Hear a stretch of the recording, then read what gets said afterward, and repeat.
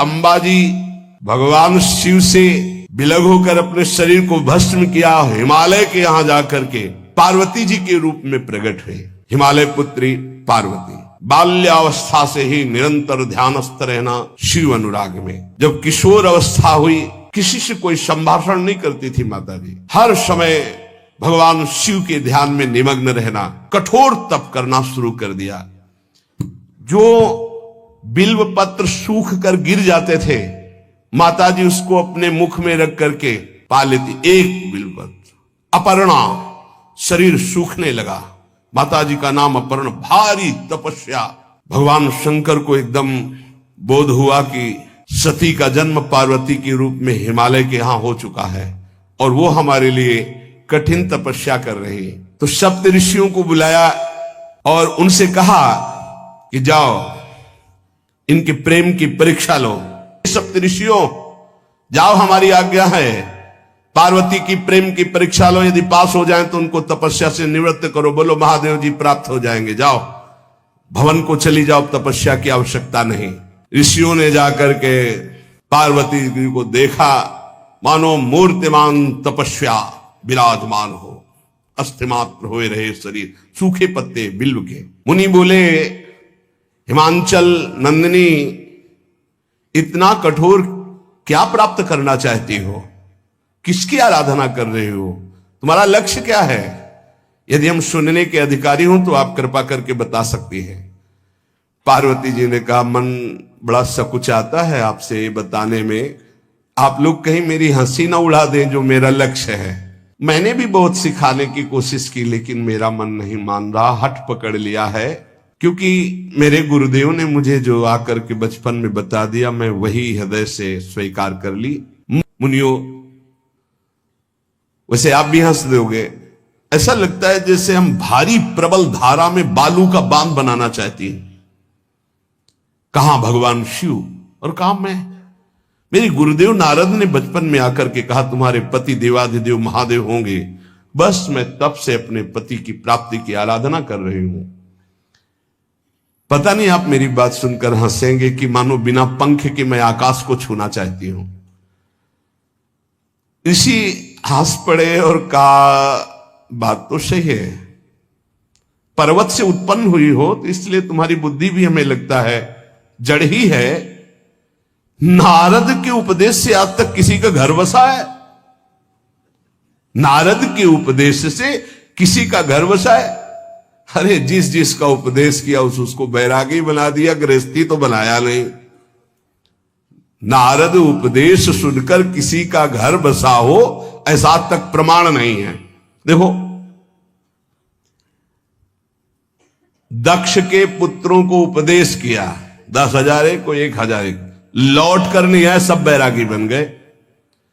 गुरु नारद जी की जो सीख सुना बर्बाद हो गया, बाबा जी बन गया, भजनानंदी बन गया। वैसे हम बताएं, नारद जी हैं बड़े कपटी, ऊपर से साधु का चिन्ह है, अंदर से कपट। क्या कपट? उसके संसार का नाश कर देते हैं, भगवान से जोड़ देते हैं।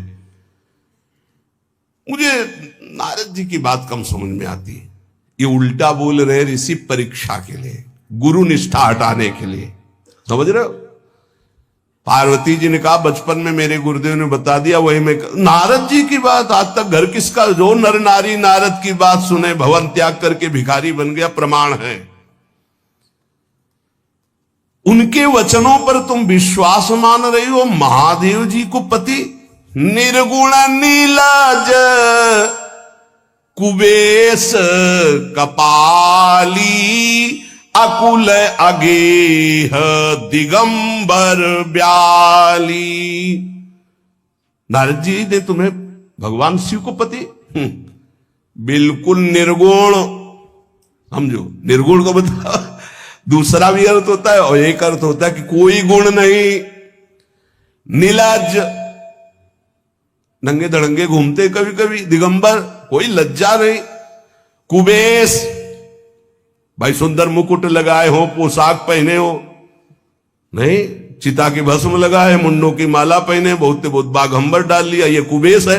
कपाली, मनुष्य के मुंडों की माला। अकुल, आज तक कोई पता नहीं लगा कि किस कुल के हैं महादेव जी, क्योंकि सब कुलों के मूल है, मूल का मूल वही है, उनके मूल कोई है नहीं। आगे एक दीवाल नहीं है, 60,000 योजन का एक बरगद का पेड़ है, उसी के नीचे रहते 60,000 योजन, 1 योजन 4 कोस, 1 कोस 3 किलोमीटर। कितना बड़ा वटवृक्ष, कैलाश में एक वटवृक्ष जिसके नीचे रहते 60,000 योजन का, 6 ऋतुएं शोभा देती उसी वटवृक्ष के। और कोई घर तो है नहीं महादेव जी के। और आभूषण भूल मत करना, बड़े बड़े विषैले सांपों का आभूषण कोई सोना चांदी नहीं पहनते महादेव जी।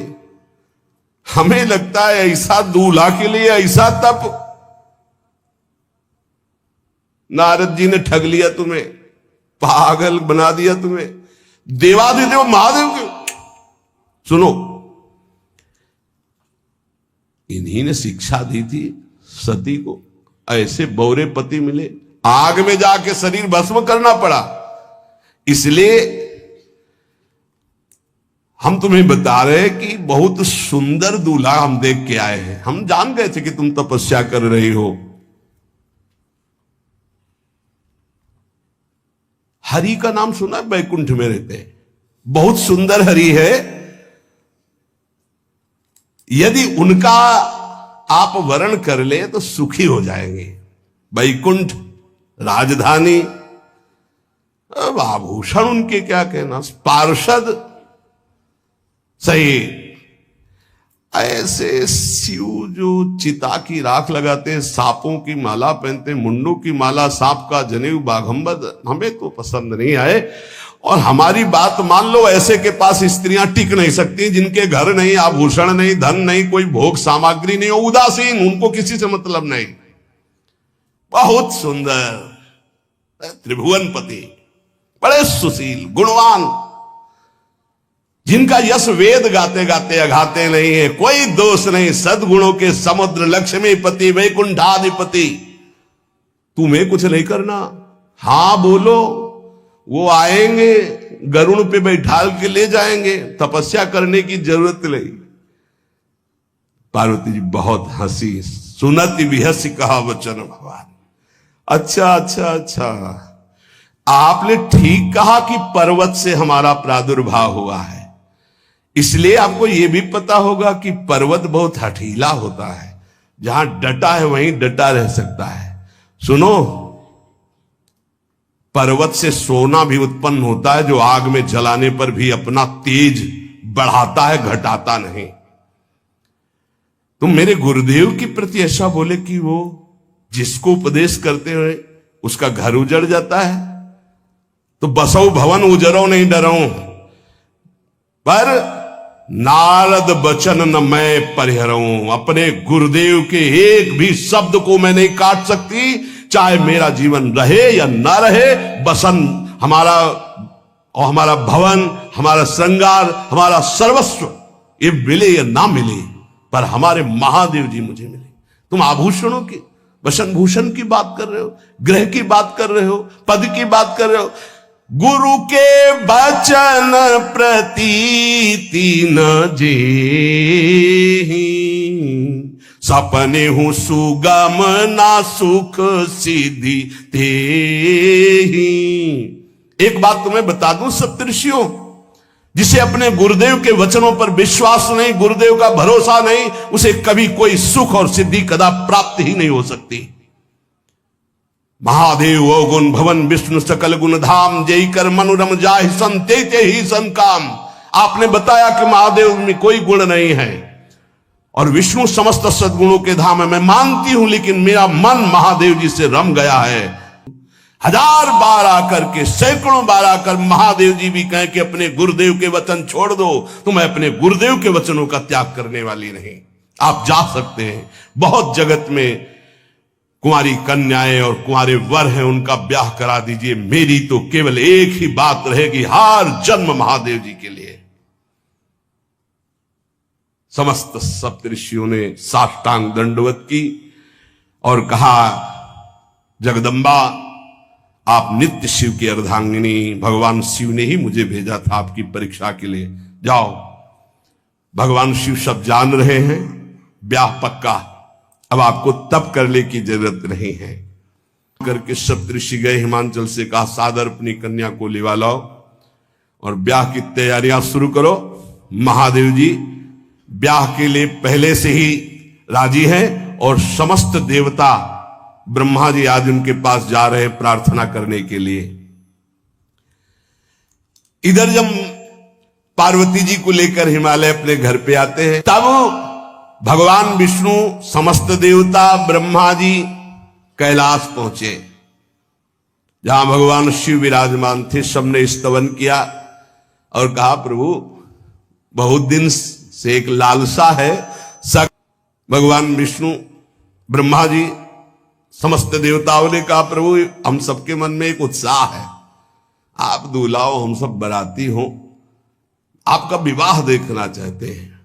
प्रभु ये उत्सव देख ले तो हमारा जीवन सार्थक हो गया, आप हां बोलो। कामदेव के मद को चूर करने वाले आपको दूल्हा रूप में देखना चाहते हैं हम सब। स्वामी का स्वभाव होता है सेवक को सुख देना। पार्वती जी ने अपार तप किया है आपके लिए, आप उनको अंगीकार कीजिए।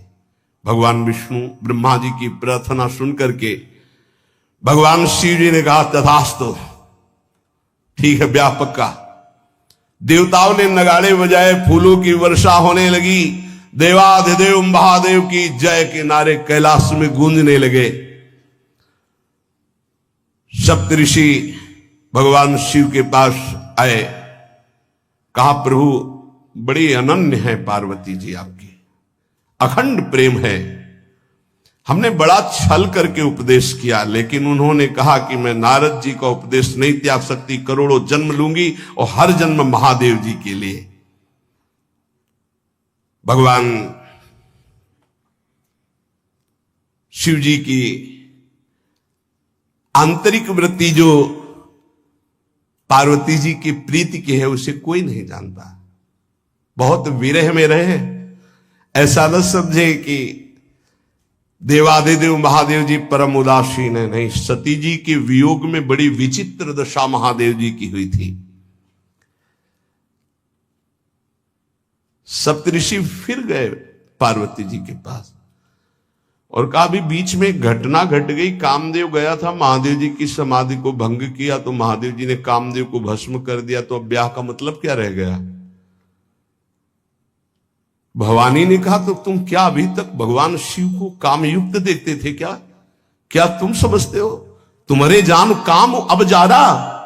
अरे अब लग शंभु रहे सभी कारा। तुम्हारी नजर में अभी तक भगवान भिखारी थे और अब काम को भस्म किया है। अरे हमने भगवान शिव की आराधना की, हमारे जानी सदा शिव जोगी, अज अनवद्य अकामो अभोगी। मैंने तो शिव को सदा ही योग संपन्न ब्रह्मबोध देखा है। वचन और कर्म से, मन से मैंने यदि भगवान शिव को अपना स्वामी माना है, योगी, अजन्मा, अनिंद्य, काम रहित, भोगहीन, तो निश्चित मुझे प्राप्त होंगे। भगवान शिव के पास फिर सप्तऋषि गए, बोले प्रभु गजब की निष्ठा है, केवल आपके प्रति प्रेम है।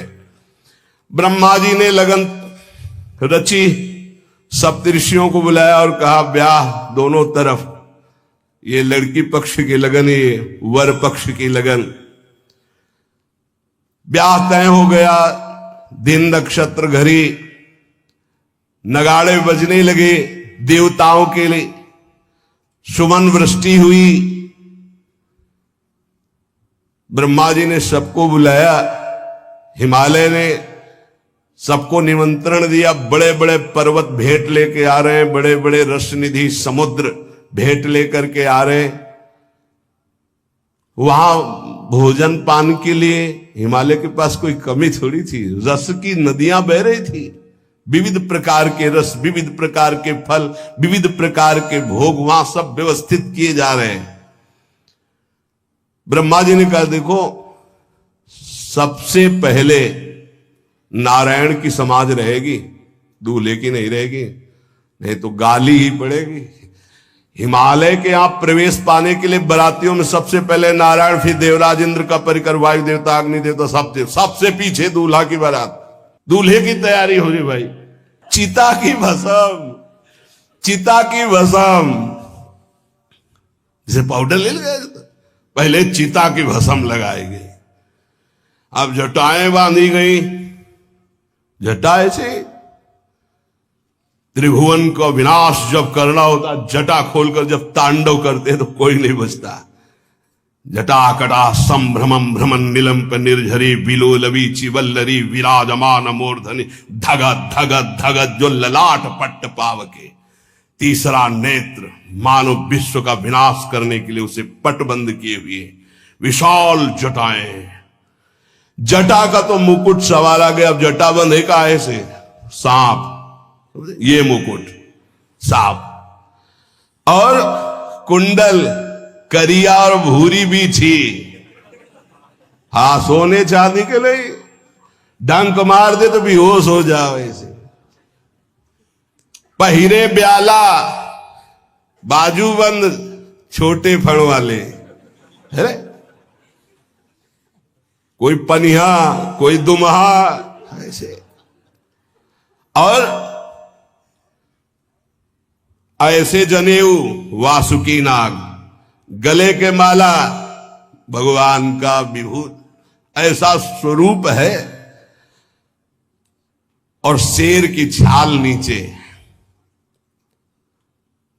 शशि ललाट, द्वितीया का चंद्र, शशि ललाट, ये मुकुट द्वितीय का चंद्रमा, सुंदर सिर गंगा, भगवती गंगा, फवारे ले उठते जटा के बीच से गंगा जी।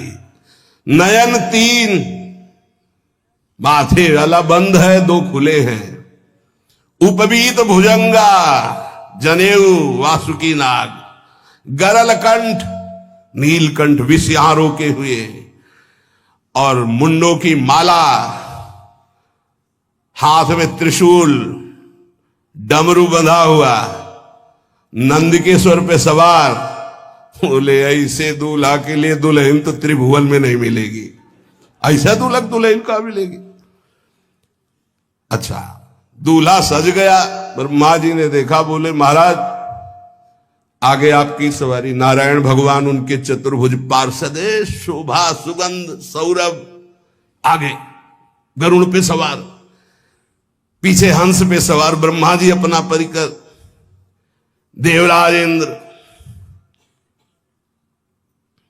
भगवान विष्णु जी दूल्हे की तरफ देखे, बोले महाराज विष्णु कहा अस बिहस तब बोल सकल दिशराज, बिलग बिलग होई चलो सब निज निज सहित समाज। कोई भी दूल्हे के पास मत फटको, पीछे रहने दो, सब अलग अलग समाज चलो, नहीं पानी नहीं मिलेगा हिमालय के अगर आगे ये हुई तो। नारायण ने कहा कि दूल्हा के अनुरूप ही हम सब बराती नहीं भैया, दूल्हा सबसे पीछे, सब बराती क्रम से पहले हम, फिर ब्रह्मा जी, फिर देवराज इंद्र, ऐसे सब। भगवान शिव ने कहा तुम अपने पार्षद सब लिए हो, तो हम बुलाते हैं। श्रृंगी निकाली, जे ही बजाया तो भगवान शिव के पार्षद आ गए। शिव अनुशासन सुनि सब आए, प्रभुपद जलज शीस तिन, जय हो महाराज की आज्ञा करो। अरे वो दूल्हा देखा कैसा, बोले बरु बौराह बस असवारा, ब्याल कपाल विभूषण छारा। देखा है दूल्हा, बरु बौराह, बरु बौराह, बावरा है, क्यों? बैल पे सवार है, सांप की माला पहले, भस्म चिता की लगाए, मुंडों की माला। अरे पूछो मत, ऐसा दूल्हा। दूल्हे के शरीर तन छार ब्याल कपाल भूषण नगन जटिल भयंकरा, संगभूत प्रेत पिशाच जोगिल बिकट मुख रजनी चरा। जी के लौट के बता रहे, भाग्य मनाओ जो जियत रहा है बरात देखत, पुण्य बढ़ते ही कर सही। जिंदा लौट आए, बड़े पुण्य समझो, जो बारात देख ले और जिंदा रह जाए, बड़े भाग्य तिनके। देखी सो उमा विवाह घर घर बात सब लड़कन, सबने कहा कि अगर दूल्हा को बाराती को देख के जिंदा रह जाए तो विवाह देख पावेगा, मतलब जिंदा नहीं रहेगा। जो बड़े बुजुर्ग थे वो समझा रहे, देखो भगवान शिव हैं, ये उनकी समाज है, सबको वास दिलाया गया। अब आरती करने के लिए, सुमंगल गाने के लिए नवीन नवीन स्त्रियां पार्वती जी की माता के साथ आ रही हैं। मैना नारद जी के पास हिमालय गए, बोले हम तो संभाल लेंगे, घर में सब गड़बड़ हो गया। अरे इनको समझाते कि ठीक से आते, कैसे आए हैं ये, जैसे विनाश कर ले आए हो। अरे ब्याह कर ले आए, घर में सब बिगड़ गया, मैना बिखर गई, ब्याह बंद, अब नहीं होगा, संभालो जाके। नारद जी गए और जाकर के मैना को कहा, देखो ये इनका बाहरी रूप है, ये जो आपके यहां पार्वती के रूप में जन्मी, ये नित्य इनकी अर्धांगिनी सती है, जो यज्ञ भवन में शरीर छोड़ करके आपके यहां जन्मी, ये इनकी नित्य संगिनी है। आप ऐसा शोक मत कीजिए। नारद जी विविध प्रकार से माता को समझाया। इनके द्वारा एक भ्रम हो गया था, तो इनको शरीर त्यागना आवश्यक हो गया। जब भगवान श्री राम सिया जी के लिए हे खग हे मृग हे मधुकर श्रेणी तुम देखी सीता मृग नैनी ऐसा पुकार रहे, तो भगवान शिव ने प्रणाम किया और सती जी के मन में संशय हुआ। सती जी ने सीता वेश धारण किया। जब भगवान शिव ने जाना तो उसी समय त्याग कर दिया था कि अर्धांगिनी रूप में अब कभी स्वीकार नहीं करो, क्योंकि पूज्य माता का रूप आपने धारण किया। तो मूल बात ये थी, इसीलिए योगाग्नि में जाकर शरीर को भस्म कर दिया और आपके यहां पार्वती जी के रूप में जन्मी है। जब नारद जी ने बताया कि आप बिल्कुल धैर्य रखिए, भगवान शिव का वैभव आपने देखा नहीं, ये इनका बाहरी रूप है, समझाया मैना को तसल्ली। बोले अभी दूल्हा रूप आपको दिखाते हैं, आप चुप रहिए। नव किशोर अवस्था, हाथ में दर्पण, वो सुंदर रूप भगवान शिव का, एक एक कदम बारात में जो देखे सो मोहित। मैना ने कहा हो अहो भाग्य, ऐसे दूल्हा। बोले वही हैं जो नंदी पे सवार थे, इनके स्वरूप को जानना बड़ा कठिन है। अब जो सुंदर जीवनार हुई बरातियों के साथ भगवान शंकर की, बड़े मधुर गीत गाए जा रहे हैं। मुनियों ने फिर हिमवान को लगन पत्रिका सुनाई। विवाह का ठीक समय देख करके समस्त देवता और वेद स्वयं मूर्तिमान होकर वेद उच्चारण कर रहे हैं। भगवान शिव का पाणी ग्रहण संस्कार हो रहा है। पार्वती जी जब श्रृंगार करके सभा में आई ब्याह मंडप पे, तो कोई ऐसा नहीं था जो देखकर मोहित न हो गया हो। त्रिपुर सुंदरी अंबा है, लेकिन सब ने उनके श्री चरणों में सर झुकाया, क्योंकि जगदात्मा महेश पुरारी जगदंबिका जानि भव भामा सुरन मनन मन कीन प्रणाम। ऐसा सुंदर रूप अंबा जी का त्रिपुर सुंदरी है।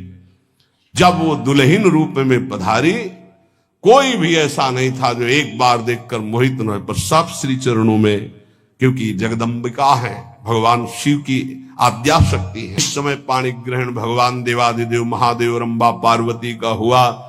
समस्त देवता मुनिगण वेद मंत्र उच्चारण करते हुए जय हो जय हो जय हो, विविध बाजे बज रहे, पुष्पों की वर्षा हो रही। हर गिरिजा कर भयउ विबाहु, सकल भुवन भरी रहा उछाहु। भगवान शिव और पार्वती जी का विवाह संपन्न हुआ। बहुत कुछ श्री चरणों में भेंट रख करके हिमांचल ने प्रार्थना की, प्रभु आप तो कृपा के समुद्र हैं, अगर मेरी पुत्री से कभी कोई गलती हो जाए तो क्षमा करना। नाथ मामम प्रांशम ग्रह किंकरी करेहु, क्षमेउ सकल अपराध हुई प्रसन्न वरुदेव। हे शिव, आपसे एक ही प्रार्थना है, मेरी पुत्री अबोध है, कभी कोई गलती कर दे तो हे नाथ मैं क्षमा चाहता हूं, मेरी पुत्री से कभी आप रुष्ट मत होना। बहुत प्रकार से भगवान शिव ने उनको आशीष दिया, ढांढस बंधाया। फिर भगवान शिव और उमा आनंद पूर्वक कैलाश पधारे। चरित सिंधु गिरजा रमन, वेद न पावहि पारू, बरने तुलसी दास किमि अतिमति मंद गवा। कह रहे भगवान शिव की महिमा को तो वेद नहीं पार पा सकते। गोस्वामी तुलसीदास जी कह रहे मैं भला उस महिमा को कैसे गा सकता हूं, मैं तो गवार बुद्धि का हूं। भगवान शिव और माता पार्वती जी आज भी अब भी कैलाश में विराजमान है। हर गिरजा विहार नित नयऊ, यही विधि विपुल काल चले गए हो। भगवान शिव और पार्वती का जो मंगल में विवाह सुनेगा, भगवान के चरणों में प्रीति, समस्त पापों का नाश होकर हृदय की निर्मलता, हरिहर में प्रीति निश्चित प्राप्त होती है। क्योंकि ये परम वैष्णवाचार, परम बोध संपन्न जगत गुरु भगवान शिव की लीला हृदय के अहंकार को मिटाती है। ये अहंकार के अधिष्ठात्र देवता है भगवान शिव, और जब तक अहंकार रहता है तो हरि के चरणों में या प्रियाजू के चरणों में प्रीति नहीं होती। सुनहु राम कर सहज स्वभाव, जन अभिमान न राखे काहो। तो भगवान शिव जिस पर कृपा करते तो अहंकार का अपहरण कर लेते और दैन्य भरी भक्ति हरि के चरणों में हो जाती है। इसीलिए भगवान श्री राम अपनी अयोध्या वासियों से हाथ जोड़कर कहा, और एक गुप्त मत सबई कहो कर जोरी, शंकर भजन बिना नर भगति न पावे मोरी। भगवान शिव और पार्वती का ब्याह संपन्न हुआ, आज भी कैलाश में नित्य विहार करते हुए विराजमान है।